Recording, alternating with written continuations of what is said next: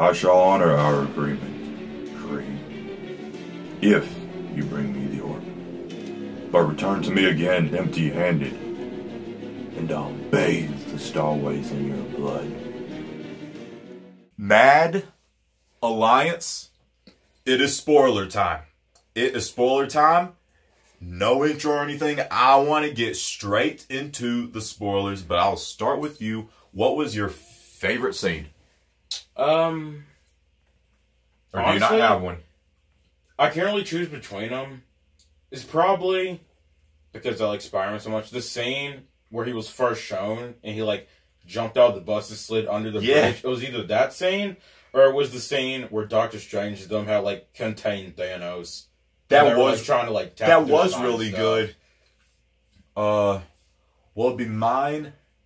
I can't say I have a favorite scene, but one of my I don't have a favorite scene, but two of my favorite scenes are when you remember in Civil War during the car chase scene with Bucky, Black Panther, and Captain America, and how I was like, oh my gosh, they're running faster than cars. Captain America's running fast. What happened in Infinity War blew me.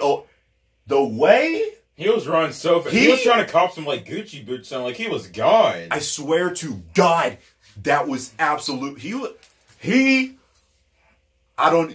guys know what happened, but oh my, the way he charged, how fast he was running, that blew my mind out of my skull, okay? And yeah, good thing is we survived this movie. Yes, we did survive the film. I almost was there any feeling anywhere you felt you almost weren't going to survive? When Spider-Man not when he got chokeslammed, I don't even know why I'm trying to say that, but when Spider-Man like died at the end. When Spider-Man died, and yes, they did die. I'm going to explain that and why they did die. Yes, they did die. When Spider-Man died, I cried. And I've never cried in any movie ever before. When Spider-Man died, I cried. I felt the tears coming down, and I was crying. I've never cried in a movie before, but Spider-Man's death hit. It was the way it happened. Like one of my friends who went to the movie with us actually pointed this out to me, which I didn't even notice. When you think about it, Spider-Man's spider sense warned him of what was going to happen, because think of all the other characters. They didn't, start panicking until they actually saw the stuff, making them disperse. Spider-Man, before he even started dispersing, he was like, oh God, Tony, I don't feel good. And when he freaking grabbed onto Tony, he was like sliding down and was like almost crying. He was like, I'm sorry, Tony, I'm sorry. That made me cry. Yes, it's a fictional character. I get that, but you connect with... Yeah, for sure. Yes, you connect with things, you connect with people, fictional or not. And when that happened, the way it was executed so brilliantly, so sad. Because some people don't understand how important this stuff is to people. So then they're like, oh, yeah, it's a fictional character. Yeah, like, you just get attached, So, when Spider-Man died, I cried. I did not expect Black Panther to die. I did not when he was with Okoye, I thought it was going to be Okoye who dispersed. It was Black Panther. I was like, oh my God. And it was pretty much only like the new Avengers though, because all the original. When you think about it, it was pretty much because literally like the main three new Avengers. Yeah, Spider-Man, Black Panther, and Doctor Strange. I did not expect Doctor Strange to go. Most of the Guardians went. Gamora's death. Oh yeah, speaking of Doctor Strange going, the reason why he went, the reason why I love that so much only, is because since he gave, of course he gave the stone to Thanos, and he spared, like, Iron Man. That part when Iron Man was trying to fight back and he lost his stuff, that made me have so much more respect and like the character way more. When I saw him almost die, that made me like him way more. When Iron Man almost died, I was about to lose my crap. Okay? When that happened, if Iron Man would have died, I wouldn't have survived the movie. That's the only reason I survived the movie. If Iron Man died, I wouldn't have survived the movie. Iron Man, I've said this before, he's my all-time favorite Marvel superhero. I can't say anymore if I have an all-time favorite superhero, you know, everything, but my all-time top favorite Marvel superhero is Iron Man, and I love the way that they made Tony Stark and Thanos have a connection. Yeah, that connection felt really good. That, like, when Iron Man said, like, I mean, when Tony said, Thanos did this 6 years ago, now he's back, when he was saying, like, and, when, Bruce Banner, when he had told Tony, 6 years, or, what was it? 8 years ago, Loki, the Tesseract, the Battle of New York, that was Thanos. Because since, you know, Thanos gave Loki the Tesseract, I mean, the scepter, to do that to the Avengers, you know? Because, you know, Thanos wanted them wiped out. So it was like, 8 years ago, the Battle of New York, that was Loki doing that. That was Thanos' orders for him. Now he's back himself, you know? And so, because that messed Iron Man up. Like, we already knew that from Iron Man 3, that the Battle of New York messed him up. But in this movie, we really saw how the Battle of New York messed up Tony. Like, it really messed him up, and you could tell he had a connection. Like, Tony Stark is pretty much the foundation of the Marvel Cinematic Universe, and they showed that in this movie. They showed that Tony Stark is the foundation of the Marvel Cinematic Universe. They gave Tony Stark a connection to Thanos, and I really, really appreciated that. And when I thought he was going to die, I swear to God, I thought he was going to die. He got legit stabbed, and I was about to lose my crap in the theater. I swear to God. What else? When Thor went God mode, what did you think about that? It's not even that it like Beast when he went God mode. It's just his entrance to the battlefield. When he entered Wakanda, like, when this was the best part, when he was going up into the sky like that with Stormbreaker in his hand, you saw the things on his chest up, you saw his eyes go God mode. When he went God mode and struck all that lightning down on the ground, when he stabbed Thanos he came in like a boss to Thanos with Stormbreaker. Thor was a god. Thor could have had him if he just got the head and chopped his head. If Thor went for the head, he would have killed Thanos. But with all the rage and stuff, he wasn't really thinking. Yeah, that's always been a thing about Thor's, you know. And he's lost so many people and stuff. So, I mean, losing Loki, he literally had nobody. Yeah. And when Loki was destroyed. When Loki, I knew it. I said it.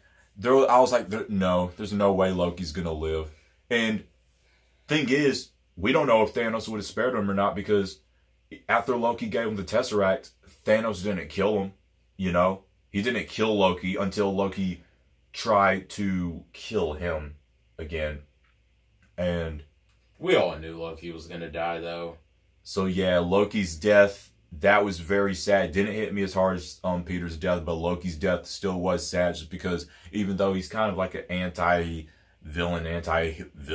hero or whatever, you know we all like Loki to an extent. You know we all like Loki to an extent. So you can tell they like tries to be good, but yeah, he just like can't. Yeah, like, and he's literally the god of mischief.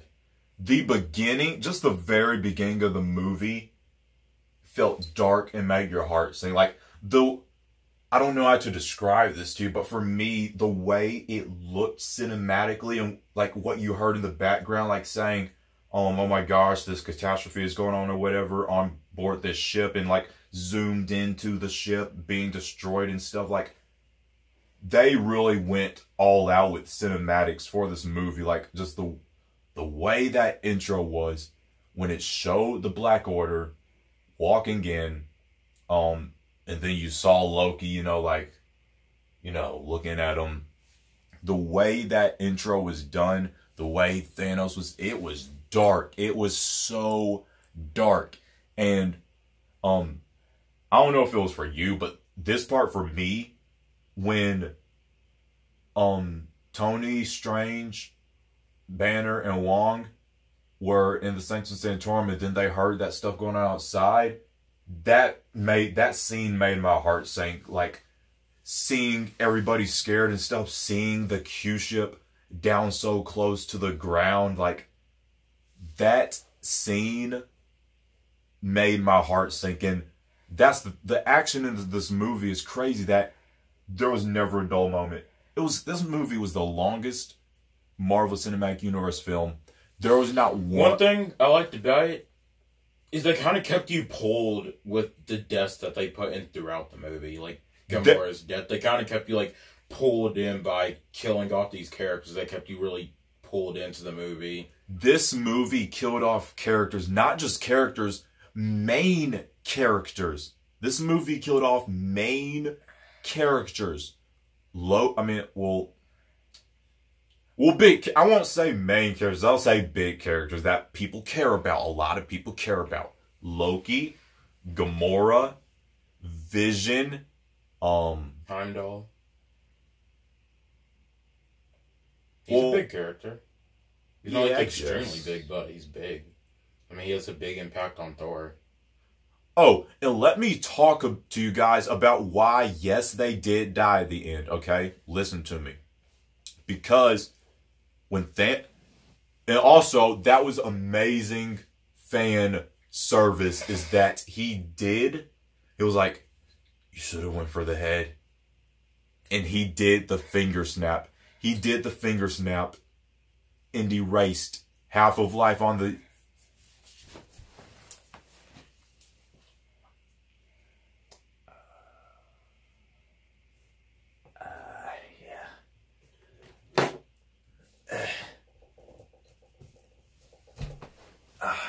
Okay.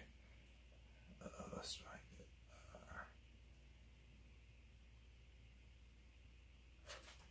it. He did this. He did that. He did that, and then this started happening. People just started disappearing. This happened. People just started dispersing. People just started dispersing. And heroes, like in the comic, where is it? Because in the comic they have a list of like all the heroes that got dispersed. They have a list of, he went in the film as well as in the comic. I think he's the only one, actually. But, that happened. Not just random people, heroes, main heroes. I don't know why I'm talking to you guys if you haven't seen it, but I just want to say it, Main heroes died. Yes, they died. The goal was to wipe half of, existence off of all planets in the universe. Those people, will they come back? Well, Spider-Man's got a sequel. Black Panther is definitely getting a sequel. Doctor Strange, I'm sure, is getting a sequel.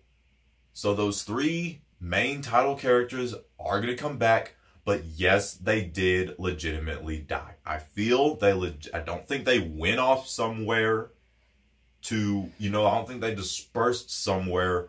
They died. I feel they died. I know that wasn't answered for us if they actually died, but that was the point. Thanos wanted them to die.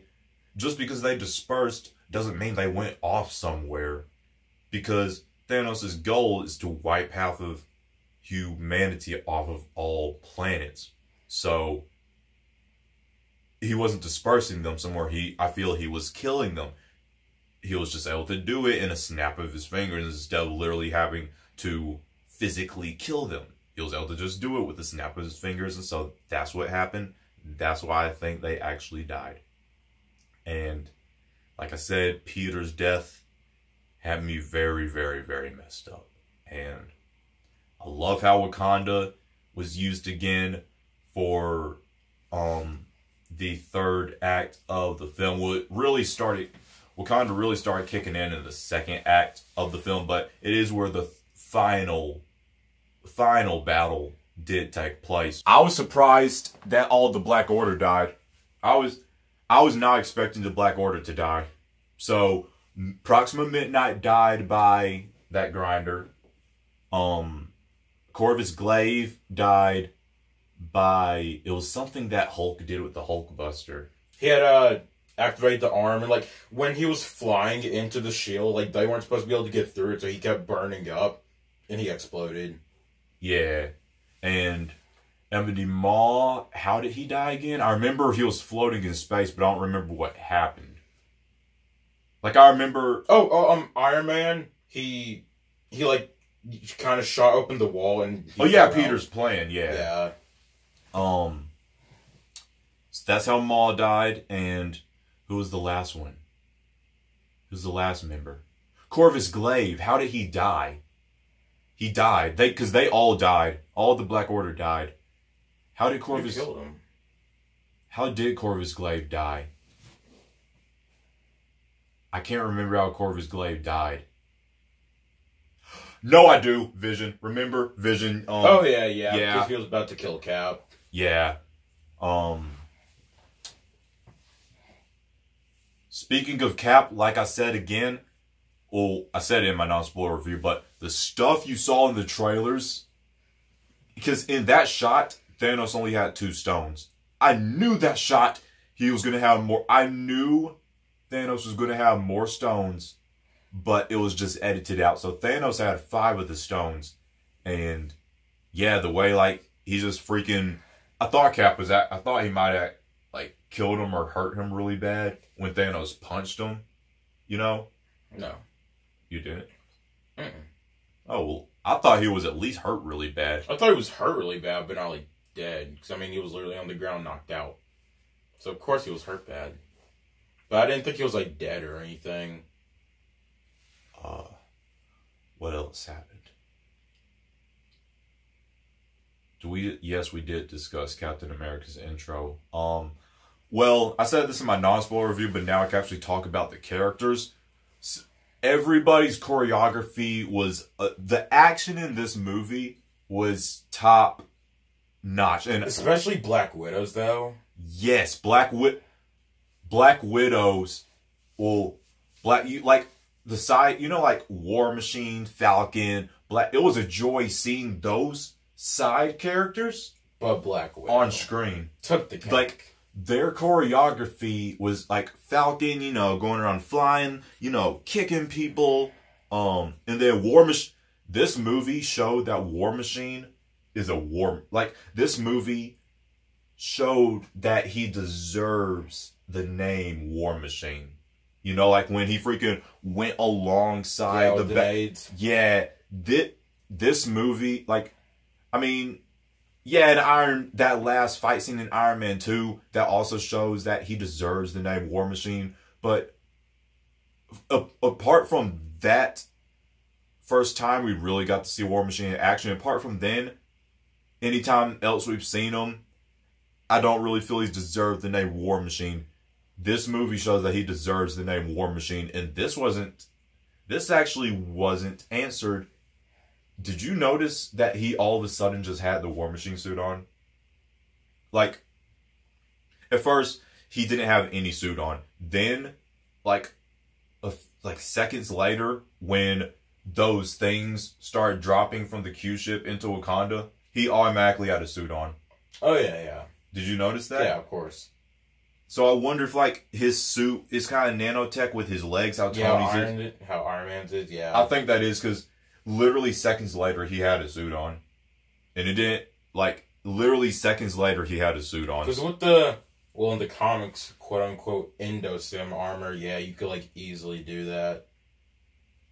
So, yeah, all the side characters, well, I mean, it's always a joy seeing them, but in this movie, there was no character that was, like, boring or, like, less appealing than others. Like, you know, Ned, I'm not saying any of these certain characters are boring. I'm just calling out certain people, you know. Nebula, Mantis. All these characters from all these films had their moments of dialogue and of action.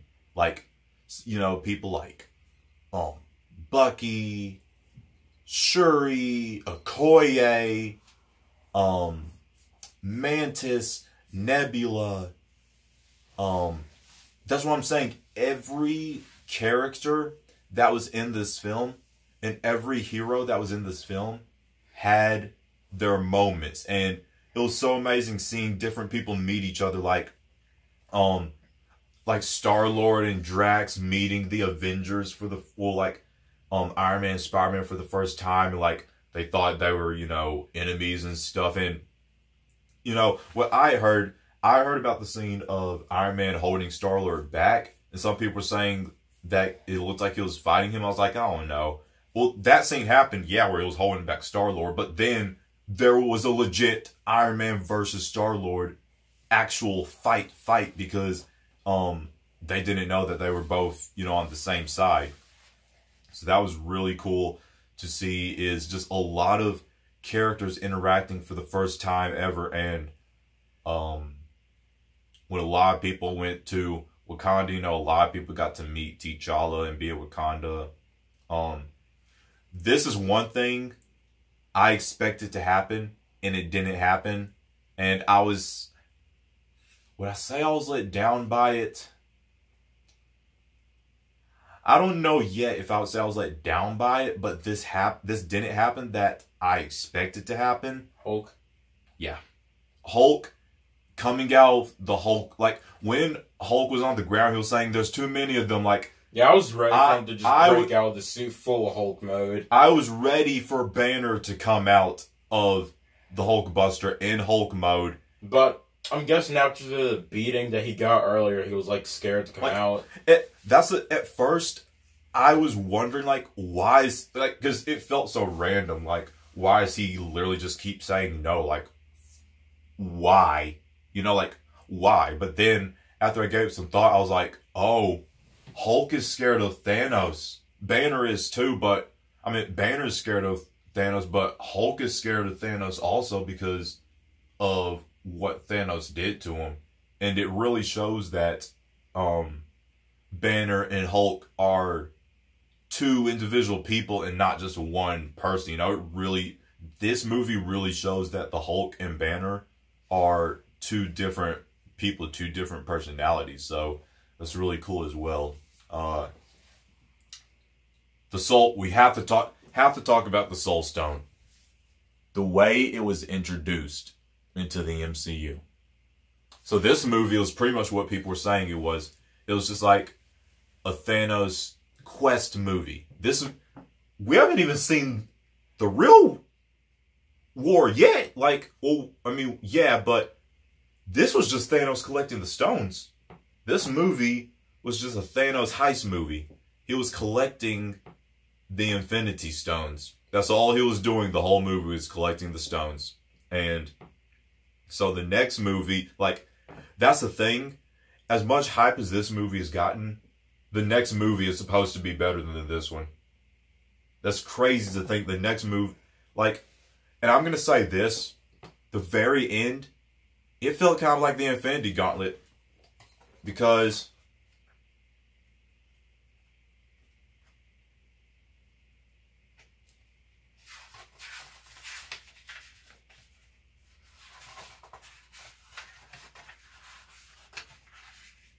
yeah, it really did.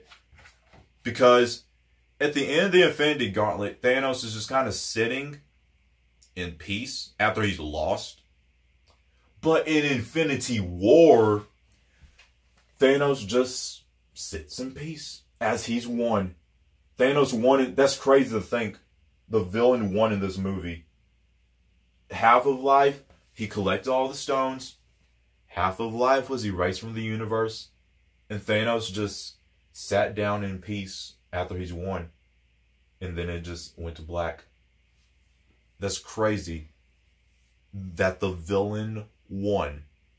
Yes, somehow, and I say somehow so much like that because I don't know how it will be because he has all the stones. And since half of the main heroes like Doctor Strange are gone, who could be a big help,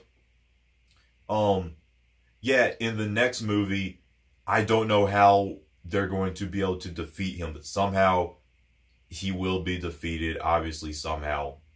I don't know how. What else? There's still more to talk about. I like how Vision and Wanda had such huge roles in this story. Like, that's what I'm saying is, what I was talking about earlier with the side characters, when you saw all of them fighting and stuff, you really liked that. You liked seeing all the characters in this movie made you care about a lot of, like, this movie made you care. I mean, a lot of people care about Scarlet Witch, like, since a lot of people, there are a lot of fandoms and stuff for Scarlet Witch, so people care about Scarlet Witch. But besides the fandom and stuff, I'm just talking about, like, you know, I guess just general people who find her more or less appealing, maybe, I guess. She and Vision were such a huge part of this. There's no character in this film that you do not care for. There's no character in this film that has a dull moment on screen. Every character in this film has their moment, has their shining moment. Somehow, Marvel pulled it off. Somehow, Marvel pulled it off. And what I mean is by every character has their moments is, well, Iron Man, like, the whole way through. Iron Man fighting Ebony Maw and Black, Cull Obsidian and Thanos. And then Spider-Man blocking, Cull Obsidian from hitting Iron Man. Spider-Man on the Q ship. Spider-Man fighting and kicking Thanos.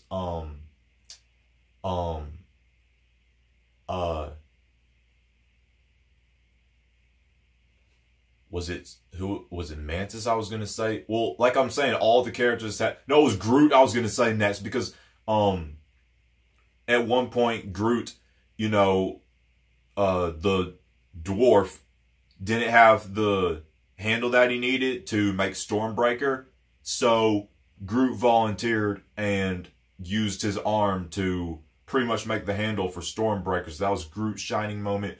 Thor had his shining moment when he went God mode. Captain America had his shining moments, like, all throughout the film, but especially when he went charging in. I will say this. Yes, I thought the CGI on Black Panther suit was good in Black Panther movie. Yes, I thought Spider-Man CGI was good in the Homecoming movie for his regular suit. But I thought in this film that Spider-Man's CGI for his Homecoming suit, I mean, for his, like, main suit in Homecoming, and then Black Panther's suit that was in Black Panther, I thought the CGI for both of those suits were better in this movie. Like, remember Spider-Man fighting in New York with his regular suit on? Yeah, I thought his new one. Yeah, I thought his regular suit looked good, like better than in Homecoming. And then I thought Black Panther's suit, even though it was the exact same suit as well as Spider-Man's suit, I just thought the CGI was, that's what the CGI in this movie had the best CGI I've ever seen. I'm saying that right now. This movie had the best CGI. Would you say that? This movie had the best CGI I've ever seen. And this movie gets a 10 out of 10 from me. This movie gets a 10. Do you remember if I said already in this review? Well, if not, I'll say it again. Avengers Infinity War beat the first Avengers for me, which is my all-time favorite Marvel movie. But Avengers Infinity War beat that for me. Just like the Avengers, I found nothing wrong in Infinity War. I just simply thought Infinity War was better, more entertaining, more enjoyable than Marvel's The Avengers. And that has been my all-time favorite Marvel movie for years, ever since I started getting into superhero movies back in 2015. Now, Avengers Infinity War is my all-time favorite movie ever. It had incredible it had the best CGI I've ever seen. It had the best action scenes I've ever seen. It had the best, it had really great storytelling. It had deaths left and right all throughout the film. And like I said, I just found nothing wrong with it. I was supposed to talk about the Soul Stone.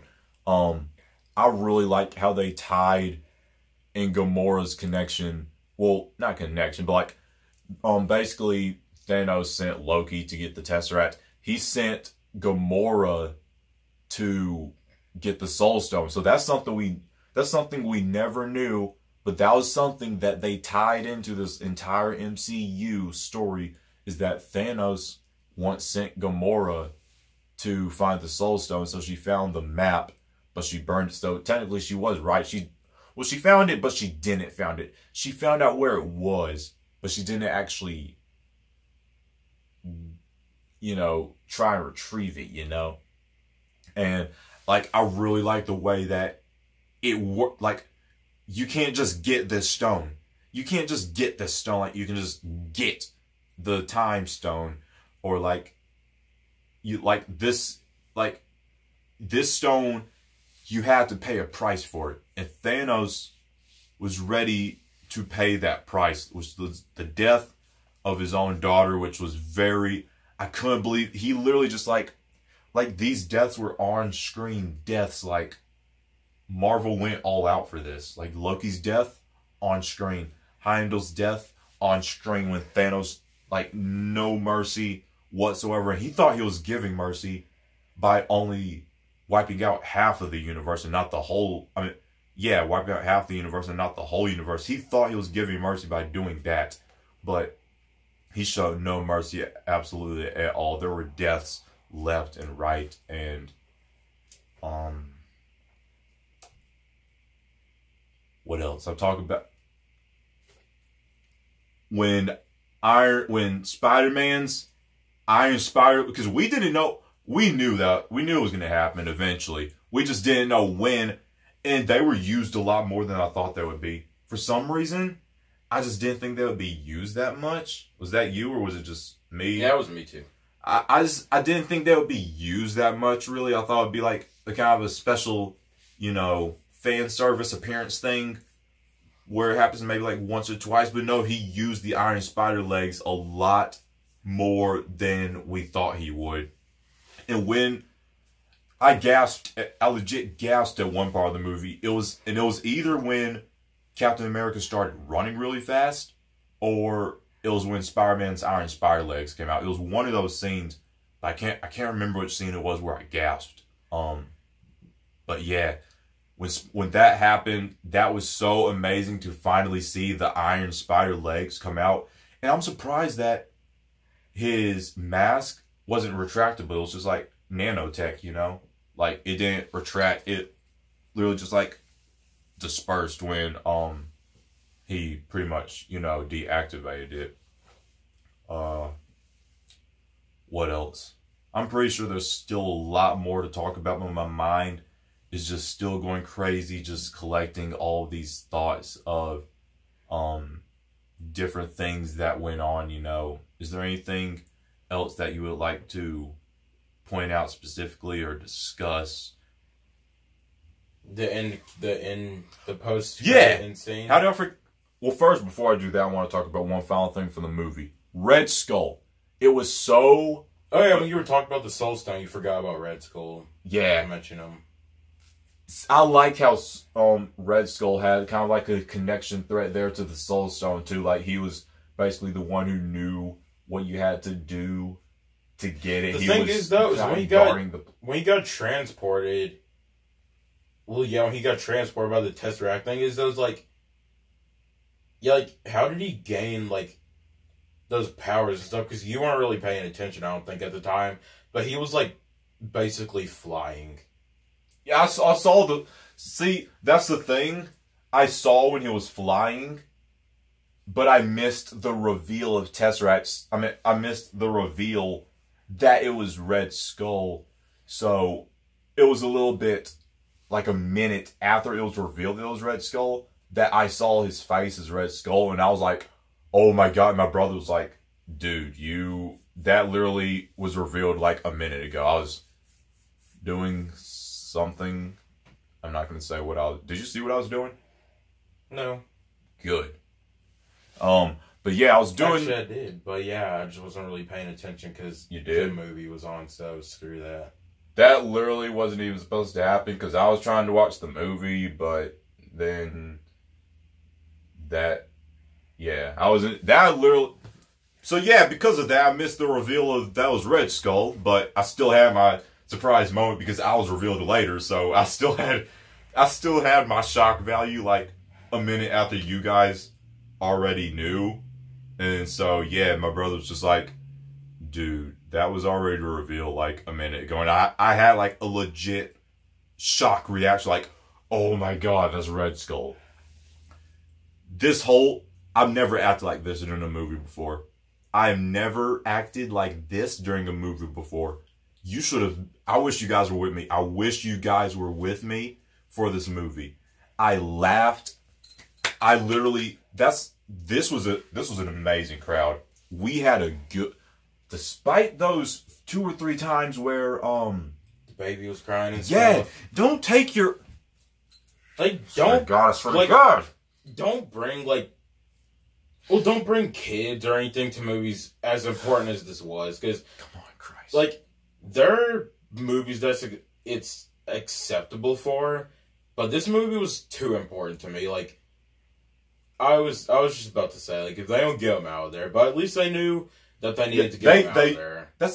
They knew, like, okay, this is like a major event movie. Like, they knew they needed to get their kids out. So every single time, yeah, like, a baby would start crying or something, yeah, they would get them out of there because they knew that it was important to a lot of people. Which I appreciate because, I do. They were not about to ruin that movie for me, so I appreciate them leaving.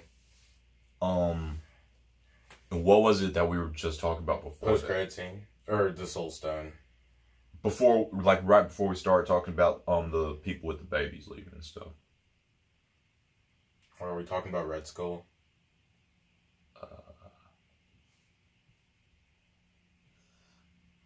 Because how we get on the subject of people leaving. I literally... Oh, you were talking about the awesome crowd. Yeah. Thank you for that. I literally would not have remembered. But the crowd was... We had a good crowd. When Captain America showed up, people clapped. Yeah. People clapped when Captain America showed up for the first time. People clapped. There were like 2 or 3 scenes where people clapped. I can't remember what the other scenes were, but there was more than one scene where people clapped. But the one that stands out the most is when Captain America showed up. I clapped. People were clapping. I gasped out loud on one part of the movie, not too loud, to where it distracted anybody, but I gasped out loud. I laughed. I smiled. I cried only at the very end when Spider-Man died. I cried. Like, this movie, it balanced everything perfectly. It balanced the emotions well. It balanced the tone well. Like, it balanced the humor with the seriousness. And one thing I think it did really well is, I think I was talking to my friend Andrew. I think I was talking to Andrew about this, but I don't think I told you about. But, like, I think they did a really good job with Thor and Bruce's transitions from Ragnarok into Infinity War. By transition, I mean as in attitude and personality. Like, they still had their comedic bits, but you could tell they knew some serious crap was hitting the fan. Like, yes, Thor had his comedic bits, but it wasn't like overkill comedic relief, you know? It was just like something that, you know, just happened, you know? And that's always going to be with him, just because Thor has always been like a cocky person like that, and two, you know, he's been around the other Avengers, you know? So, yeah, but obviously Thor is very serious in this movie too, because he's lost everybody. He's lost his, you know, pretty much his planet. He lost Heimdall, he lost his father, he lost his hammer, he lost his eye, he lost Hela, he lost... Jesus Christ! It's a lot of things. He lost Loki. Thor's pretty much lost everything. There's pretty much nothing left that Thor has, you know? And it was amazing how, like, Thor and Banner had to be caught up to speed with what happened during the events of Civil War while they were gone. And I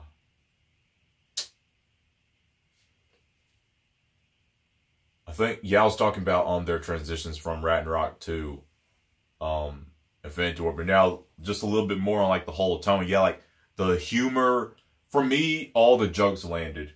For me, there was no joke that felt like, that felt out of place. No, for me, every joke, Justice League.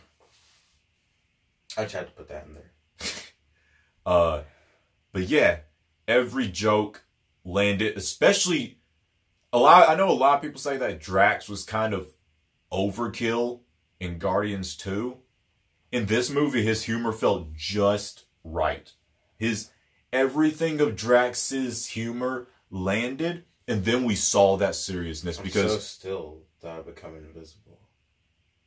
Like, that was literally the most hilarious thing ever. And then, I forgot what they were saying, but it was something about Gamora. He had said something that, like, like I was saying, we had a good crowd. The crowd laughed at a lot of the jokes, and they knew when to, like, stop laughing so that we could continue to listen to the important dialogue. But yeah, like, all the jokes landed. Everybody's jokes landed. The serious moments were very, very serious. Thanos had no comedic moments. Like, Thanos was not funny. He was serious. He was kind of cool in a way almost, but he was not joking around. When people say, like, people are like, oh my gosh, you could tell from the trailers that Thanos wasn't joking around. Thanos was not joking around. Thanos killed Heimdall. He killed Loki. He killed Gamora. He ripped the stone out of Vision's head. He literally did the finger snapped and wiped half of humanity from existence. Half of life from existence. You know, he beat up Hulk. So yeah, like Thanos was not here to joke around. He was like, okay, I'm done with all this BS. I'm getting these stones myself, and that's pretty much what the film was. And now we could talk about the end credits scene. It was so amazing to see that, you know, thing on the ground, and then you just see, well, first it was amazing to see Maria Hill and Nick Fury again. But then it was so amazing to see the thing on the ground. I thought I was going to say maybe like Carol Danvers. I didn't think it was going to say Captain Marvel. I thought I'd maybe say Carol Danvers. Yeah. Like, I was waiting for the words Carol Danvers to pop up, but instead, the symbol popped up, the Captain. And then it filled it in with the red and blue. Yeah. To, like, signify, even though everybody knew what that symbol was. Yeah, like, the red and blue was there to, you know, let you know those are the colors of Captain Marvel. This is going to be Captain Marvel who's coming, so... I can't believe Nick Fury and Maria Hill are both gone, though, as well. I didn't expect Nick to go. Same. I thought it was going to be Maria Hill. I didn't think it was going to be Nick. So, yeah, that's crazy that both of them died, and this just shows how powerful Captain Marvel has to be if he just now decided he needs to... He could have decided to call her in during the events of the first Avengers. He could have decided to call her in during Ultron. Nick Fury decided to call Captain Marvel in for this. this shows how serious Nick knew this was. That he decided to call in Captain Marvel from wherever she's at. That just shows the level of seriousness this is. This shows the level of strength that she must have. And it's already confirmed that she's the most powerful character in the MCU. That's already confirmed. She's the most powerful hero. So, if anybody's to take out Thanos, it'll have to be her. Like, I guess she can block a lot of his effects with, that he uses with the gauntlet. I'm sure she could, like, block a lot of his effects and stuff since she can't fly. And she could, like, use those, you know, powers with the yellow stuff that's going around her, you know, and stuff. I think, well, that's definitely not it, but it's just all I could think of right now just because there's so much stuff to think about. There's so much going through my mind right now. I may even do like a few videos like after this review, just whenever I could think of a different thing that happened that I really want to talk about, I may do a video talking about that particular thing, or maybe I'll do a live stream just talking to you guys live about it and letting you guys chat to me about different favorite moments and scenes that you guys had. But for this, I think this pretty much wraps it up if you have nothing else to say. Nope. So this was our spoiler review for Avengers Infinity War. My final thoughts. 10 out of 10. It's not changing. 10 out of 10 because amazing action, amazing CGI, amazing storytelling. All the characters were balanced. Humor was balanced. Comedy was balanced. Seriousness, the tone was, all of the tones were balanced. Every character had their shining moment. There was nothing wrong with this film for me. So it gets a 10 out of 10 for me. This movie definitely messed me up though. Like I said, I was crying at the end of the movie.